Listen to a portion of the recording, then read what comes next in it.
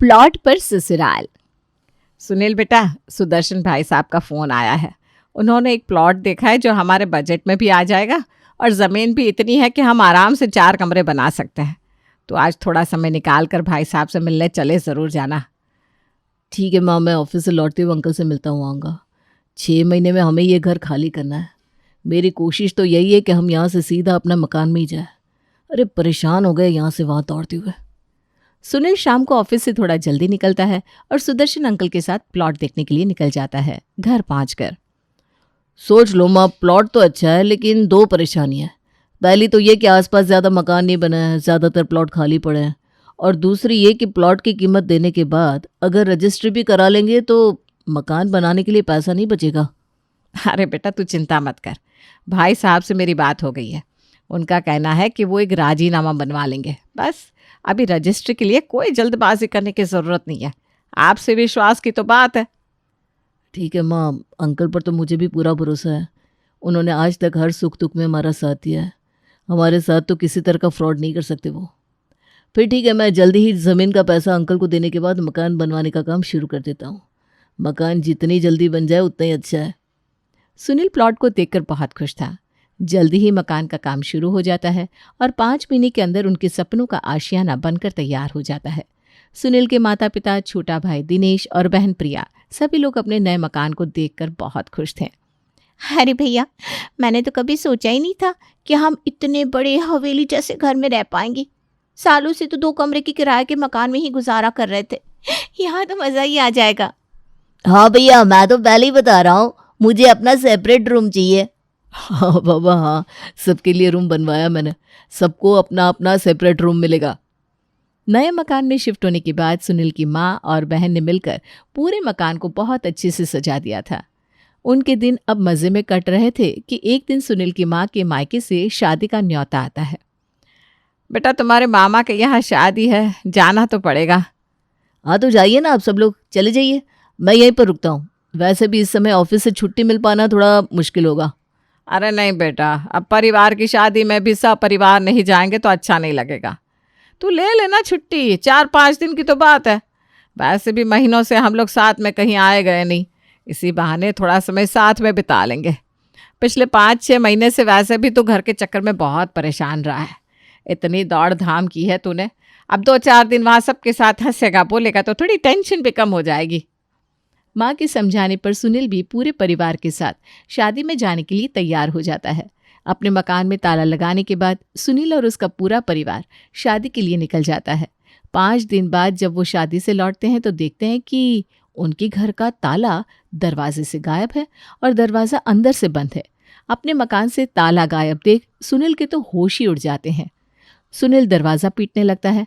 कुछ ही देर में एक हट्टा कट्टा आदमी आकर दरवाज़ा खोलता है। बताइए, किससे मिलना है आपको? अरे किससे मिलना है क्या? क्या मतलब है? ये हमारा घर है और तुम कौन हो? यहाँ कैसे आ गए? कल्लू नाम है मेरा और ये मेरा मकान है। तुम्हारे पास कोई प्रूफ है कि ये तुम्हारा मकान है? कोई कागज, जमीन की रजिस्ट्री कुछ तो होगा तुम्हारे पास। देखो, ये धोखाधड़ी का काम यहाँ पर करने की कोई ज़रूरत नहीं है। मैं सब समझ रहा हूँ तुम क्या करना चाह रहे हो। धोखे से मेरे मकान पर कब्जा करने का ख्वाब भूल जाओ। अपने मेहनत की पाई पाई लगाकर मकान खड़ा किया है हमने। इतनी आसानी से तुम्हें हड़पने नहीं दूंगा। मैं कहता हूँ घर से बाहर निकलो, वरना मैं अभी पुलिस को बुलाऊंगा। बुलाओ पुलिस को? मैं पुलिस से डरता हूँ क्या? अगर ये मकान तुम्हारा है तो दिखाओ कागज। पुलिस आएगी तो क्या दिखाओगे पुलिस को? देख लिया माँ, इसीलिए मैं आप लोगों के साथ शादी में जाने से इनकार कर रहा था। हमने अपने घर को कुछ दिन के लिए खाली क्या छोड़ा? इस गुंडे बदमाश ने हमारे घर पर कब्जा कर लिया। अब बताओ क्या करेंगे हम लोग, कहाँ जाएंगे? और हमारे पास तो वाकई मकान के कोई कागज भी नहीं है। भैया चिंता मत करो, अपने मकान को हम ऐसे ही जाने नहीं देंगे। हम भी यही घर के बाहर धरना करेंगे। अरे हमारा घर है, ऐसे कैसे कोई कब्जा कर लेगा? सुनील अपने पूरे परिवार के साथ कुछ दिनों तक लगातार अपने मकान के बाहर धरने पर बैठा रहता है। 3 दिन के बाद ये क्या तमाशा लगा के रखा है मेरे घर के सामने? मैंने बोला ना ये मकान हमारा है, निकलो यहाँ से। अभी मैं बहुत शराफत से पेश आ रहा हूँ, तुम्हें पता नहीं है मैं हूँ कौन। अगर मैं अपने पर आ गया ना तो फिर हाथ पैर सही सलामत लेकर नहीं जाओगे यहाँ से। तुम्हारे साथ माँ है, बहन है, इज्जत वाले आदमी लगते हो, तो इज्जत से कह रहा हूँ निकलो यहाँ से। देखो, इस मकान के अलावा खोने के लिए हमारे पास और कुछ नहीं है, इसलिए अपना मकान वापस पाने के लिए मैं अपनी जान भी दे सकता हूँ। यहाँ से तो मैं जाऊंगा ही नहीं, चाहे जो भी हो जाए। अजीब ढीठ आदमी है। परेशान हो गया उससे।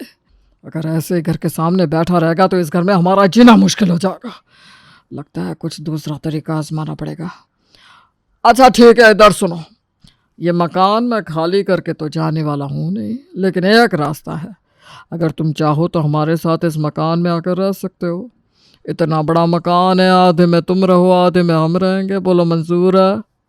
हाँ बोल दो भैया, सड़क पर बैठने से तो अच्छा है, कम से कम आधा मकान तो हमें मिलेगा और हम लोग ऐसे हाथ पर हाथ रख कर बैठेंगे नहीं। अपना मकान वापस पाने के लिए कुछ न कुछ जुगाड़ तो लगाएंगे। फिलहाल घर में घुसने का मौका मिल रहा है, इस मौके को हाथ से जाने मत दो। गुंडे की बात मानकर सुनील अपने परिवार के साथ गुंडे के साथ एक ही छत के नीचे रहने के लिए तैयार हो जाता है। अरे भैया, माँ को बाथरूम जाना है और वो गुंडा है ना, उसने बाथरूम में ताला लगा कर रखा है। कह रहा है सुबह 6 से 7 ही बाथरूम यूज़ कर सकते हैं, उसके बाद बाथरूम में ताला लगा रहेगा। ये क्या बेहूदी बात है? अरे जिसको जब जाना होगा वो तब जाएगा ना। बाथरूम जाने के लिए भी इंसान टाइम टेबल बनाएगा क्या? ये क्या मनमानी लगा रखी है तुमने? बाथरूम में ताला क्यों लगाया है?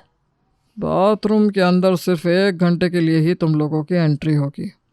अरे माना तरस खाकर तुम्हें घर में क्या आने दिया? तुमने तो पूरे घर को ही सराय बना कर रख दिया। देखो, चुपचाप अपना सामान एक कमरे में रख लो। ये मत कहना कि मैंने तुम्हें तुम्हारा सामान ले जाने का मौका भी नहीं दिया था, क्योंकि आज शाम तक अगर सारे कमरे खाली नहीं हुए तो सारा सामान उठाकर सड़क पर फेंक दूंगा। रहने दे बेटा, इस गुंडे बदमाश के साथ बहस करने से कोई फ़ायदा नहीं है। हम लोग अपना सामान स्टोर और बेडरूम में शिफ्ट कर लेते हैं, कुछ सामान पीछे के आंगन में रख लेंगे। लेकिन ये मुसीबत तो जैसे रुकने का नाम ही नहीं ले रही थी। हर दिन एक नई समस्या आकर खड़ी हो जाती। बेटा, रात के 12 बज रहे और ये कल्लू और इसकी बीवी इतनी तेज़ आवाज़ में गाना लगाकर न जाने अपने कमरे में क्या कर रहे हैं। पूरा का पूरा परिवार ही पागल लगता है मुझे इनका। अरे इतनी तेज़ आवाज़ में टीवी कौन चलाता है? पूरा दिन टीवी की आवाज़ इतनी तेज़ रखते हैं ये लोग कि नुक्कड़ तक उनकी टीवी की आवाज़ सुनाई देती है। जाने दो ना माँ, ये जानबूझकर हमें परेशान करने के लिए कर रहा है। जितना इग्नोर करोगे उतना ही ठीक होगा। ये तो चाहता ही है कि हम लोग परेशान होकर ये घर छोड़कर चले जाएं। अगले दिन, भैया ये देखो, हमारी रसोई में नॉनवेज पक रहा है। कल मैंने जब मना किया तो उसने मेरे साथ बदतमीजी से बात की। ये जानबूझकर हमें परेशान करने के लिए ऐसे काम कर रहा है ताकि हम लोग खुद इस मकान को छोड़कर भाग जाए। लेकिन अब मैं भी पीछे हटने वालों में से नहीं हूँ। मैं इस प्रॉब्लम का कुछ सोल्यूशन ढूंढता हूँ, तुम लोग परेशान मत हो। सुनील घर से निकलता है और अपने एक दोस्त के पास पहुंच जाता है। क्या बात है सुनील भाई, बहुत परेशान लग रहे हो, कुछ दिक्कत है क्या? दोस्त की पूछने पर सुनील उसे अपनी सारी आप बीती सुना देता है। अरे भाई, इतनी बड़ी बात हो गई और तूने हमें बताया तक नहीं। देख, एक बात का ख्याल रख, लोहे को ना लोहे ही काट सकता है। आई बात समझ में? मैं कुछ समझा नहीं भाई। देख, तेरे घर पर गुंडे ने कब्जा करके रखा है, लेकिन हर शेर को 1.25 शेर मिलता है। तो हम हमारे एरिया का जो फेमस गुंडा है ना, अक्कू भाई, उसके पास चलते हैं। हम लोग वहाँ जाकर उससे बात करेंगे, फिर वो अपने आप इस कल्लू को देख लेगा। तुझे तेरा घर भी वापस मिल जाएगा और आगे से इलाके में कोई तुझसे ऊंची आवाज़ में बात भी नहीं करेगा।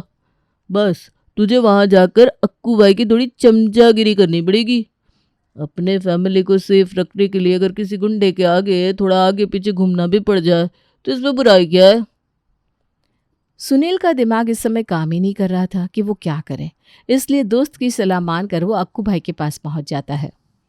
अक्कू भाई, बहुत नाम सुना है आपका, मेरी भी मदद कर दीजिए। मैं जीवन भर आपका एहसानमंद रहूँगा। देख, इस समय मैं किसी की मदद करने की स्थिति में नहीं हूँ। मैं खुद बहुत परेशान हूँ। जब तक मेरी उलझन नहीं सुलझ जाती मैं किसी की मदद नहीं कर पाऊंगा। छोटा मुंह बड़ी बात अक्कू भाई, अगर मेरे लायक कोई काम हो तो बताइए। आपके लिए तो ये जान भी हाजिर है। आप इतनी बड़ी हस्ती हैं, इलाके का बच्चा बच्चा आपका नाम जानता है। आपके ऊपर ऐसी कौन सी मुसीबत आ गई जिसके कारण आप परेशान हो? देख भाई, जैसा तू सीधा साधा शरीफ पढ़ा लिखा आदमी है ना, मेरे को अपनी बहन के वास्ते ऐसा ही जेंटलमैन टाइप का लड़का मांगता है। और क्योंकि मैं गुंडा है इसलिए कोई भी मेरी बहन के साथ शादी करने को तैयार नहीं है। अब तू ही बता, हम गुंडे हैं, मवाली है, तो क्या हमारी बहन बेटियाँ कुंवारी रहेगी? नहीं नहीं, बिल्कुल नहीं अक्कू भाई, बल्कि बहुत सौभाग्यशाली होगा वो लड़का जिसका रिश्ता आपके परिवार के साथ जुड़ेगा। अरे आप तो मुसीबत के मारे लोगों की मदद करते हैं, और जो हथियार किसी की मदद करने के लिए उठे उसे हथियार थोड़ी ना कहते हैं। वाह वाह वाह, आदमी तुम एकदम हीरा किस्म के हो, और सही बताए तो हमें तुम बहुत पसंद आ गए हो। हम जुबान देते तुम्हारा काम तो बस चुटकी बजाकर करवा देंगे, लेकिन पहले तुम हमारी उलझन सुलझा दो। मैं कुछ समझा नहीं पाए। देखो, अप्पू ने बताया कि तेरी भी अभी शादी नहीं हुई है, कंवारा है ना तू, तो कोई और क्यों, तू ही मेरी बहन से शादी कर ले। उसके बाद तेरा वो मकान, तो क्या मेरा ये मकान भी तेरा। अपनी बहन को अपनी जान से भी ज़्यादा प्यार करता हूँ मैं। और ये कल्लू तो क्या, इस शहर का कोई भी गुंडा, पॉलिटिशियन, पुलिस नेता, कोई भी तेरी तरफ आँख उठाकर नहीं देख सकता। यक्कू भाई की जुबान है भाई। हाँ कर दे भाई, ना करेगा तो वैसे भी अक्कू भाई तुझे ऊपर पहुंचा देगा। हाँ करके कम से कम इज्जत भी मिलेगी, लड़की भी मिलेगी और मकान भी, है ना। घाटे का सौदा नहीं है। ठीक है भाई, मुझे ये रिश्ता मंजूर है। बस आप मेरे मकान का मैटर देख लीजिए। मैं अपने परिवार को इस तरह से तिल तिल करते मरते नहीं देख सकता। मेरे घर में भी जवान बहन है, आप मेरी तकलीफ़ समझ सकते हो। आप भी तो एक बहन के भाई हो ना। बस तेरी फैमिली मेरी फैमिली, आज से तेरी बहन मेरी बहन, तू चिंता मत कर, आराम से घर जा। कल तक तेरा मकान एकदम खाली हो जाएगा, लेकिन अपना वादा याद है ना तुझे। बिल्कुल याद है भाई, आप कल सुबह मेरा मकान खाली करवा दो, शाम को मैं अपने परिवार को लेकर सगाई करने के लिए आ जाऊंगा। अगले दिन सुबह कल्लू सुनील के पास आता है। और सुनील भाई आपने बताया नहीं आपकी पहुंच इतनी ऊपर तक है। अरे आपने बता दिया होता तो मैं खुद ही मकान खाली कर देता, इतने सब झंझटों में पड़ने की ज़रूरत ही ना पड़ती। और हाँ भाई, याद करते रहना, हाँ किसी चीज़ की ज़रूरत हो तो कल्लू को याद कर लेना। कोई गिला शिकवा मत रखना अपने मन में। मैं वाकई बहुत शर्मिंदा हूँ। कल्लू अपनी पत्नी और बच्चों को लेकर तुरंत ही वो मकान खाली करके वहां से चला जाता है। तब सुनील के पिताजी कहते हैं, अरे बेटा, आज ये सूरज पश्चिम से कैसे निकल गया। ये कल्लू आकर माफी मांग कर गया। दिन में 10 बार धमकाता था हम लोगों को, और आज देखो कैसे बकरी की तरह मिमिया रहा था। अब चिंता करने की कोई बात नहीं है बाबूजी, मैंने सब सेटिंग कर ली है। अब इस शहर में ये कल्लू तो क्या, कोई भी हमें उंगली नहीं लगा पाएगा। आप सब लोग तैयार हो जाइए, शाम को आपको मेरी सगाई में चलना है।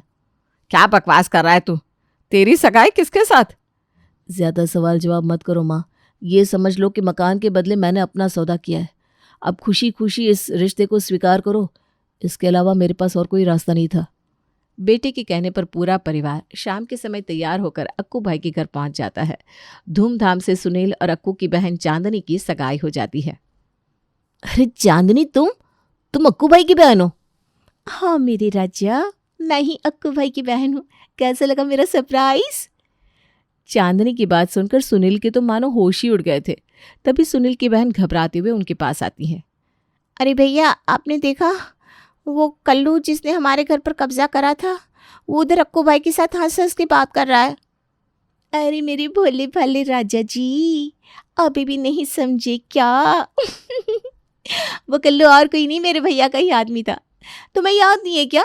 मैंने कितनी बार तुम्हारे सामने आकर अपने प्यार का इजहार किया, और तुम हर बार मेरा प्यार ठुकरा कर चले जाते थे। क्या कहा था तुमने? कि मेरी जैसी लड़की से इस जन्म में तो तुम कभी शादी नहीं करोगी। और हाँ, वो क्या डायलॉग मारा था कि मैं दुनिया की आखिरी लड़की बचूंगी, तब भी तुम कंवारे रह जाओगी, लेकिन मुझसे शादी नहीं करोगी, यही ना? अब तुम देखो, तुम खुद ही आए थे मेरे भैया के पास मुझसे शादी करने के लिए। मैंने ही अपने भाई से कहकर कल्लू को तुम्हारे घर भिजवाया और तुम्हारे मकान पर कब्जा करवाया। फिर तुम खुद ही रोते हुए मेरे भाई के पास आ गए मदद की भीख मांगने। देखो, मैंने ये शादी तुमसे बदला लेने के लिए नहीं की है। मैं सच में तुमसे बहुत प्यार करती हूँ, लेकिन तुम तो मेरी तरफ देखना भी नहीं चाहते थे। जब मैं शराफत से तुम्हारा इंतज़ार करते करते थक गई, तो फिर मैंने सोचा कि अब उंगली टेढ़ी करनी ही पड़ेगी, वरना मैं चाहती तो शुरुआत में ही तुम्हें अपने भाई के गुंडों का डर दिखाकर तुम्हें तुम्हारे घर से उठवा सकती थी। लेकिन मैंने कभी तुम्हें बताया तक नहीं कि मेरा भाई कौन है। लेकिन तुम पता नहीं किस घमंड में चूर थे। अरे बेटा, लड़की तो अच्छी है, फिर तू क्यों इसके साथ शादी के लिए इनकार कर रहा था? ना तो शादी के लिए इनकार करता, ना हम इतने बड़े झमेले में फंसते। और वैसे भी बेटा अब तो सगाई हो चुकी है, अब इन सब बातों में फंसने का कोई मतलब नहीं है। जो बीत गया सो बीत गया। चांदनी को पूरे मन से स्वीकार कर ले। अब ये मिट्टी की मूर्त बनकर क्या खड़े हो? अभी भी समय है। अब बताओ, तुम मुझे एक्सेप्ट कर रहे हो या मैं भैया को बुलाऊं? अरे भैया को बुलाने की कोई ज़रूरत नहीं है। मुझे अपनी गलती समझ में आ गई है। मैंने तुम्हारा सच्चा प्यार ठुकरा कर गलत किया, और सबसे ज़्यादा मुझे इस बात का दुख है कि मैंने तुम्हारा अपमान किया और तुम्हारे साथ गलत लहजे में बात की। तुम चाहती तो मेरी बात का मेरी भाषा में जवाब दे सकती थी, लेकिन फिर भी तुमने ऐसा नहीं किया। इसका मतलब तुम शादी के लिए तैयार हो। सब कुछ सच सच जानने के बाद भी तुम्हें इस शादी से कोई इनकार नहीं है? अरे नहीं भाई नहीं, तुम्हारे भाई को ज़बान दे चुका हूँ, और तुम्हारा भाई कोई आम भाई नहीं है। अगर मैं अपनी ज़ुबान से फिरा ना तो मेरी ज़ुबान काट लेंगे। इसका मतलब तुम मेरे भैया के डर से मुझसे शादी कर रहे हो? अरे नहीं नहीं, मैं तो तुम्हें वैसे ही चिढ़ा रहा था। मैं मन से तुम्हें स्वीकार करता हूँ, और वैसे भी तुम सिर्फ मुझे ही नहीं, मेरे पूरे परिवार को बहुत पसंद हो। अब मुंह फुलाना बंद करो और शादी की तैयारी करो। बहुत जल्द बारात लेकर तुम्हारे घर आने वाला हूँ मैं। गलत फहमियों के सारे बादल छट चुके थे। सुनील और चांदनी दोनों ने एक दूसरे को मन से स्वीकार कर लिया था। जल्दी ही सुनील बैंड बाजा लेकर चांदनी के घर आता है और दुल्हन बनकर चांदनी सुनील के घर पहुंच जाती है।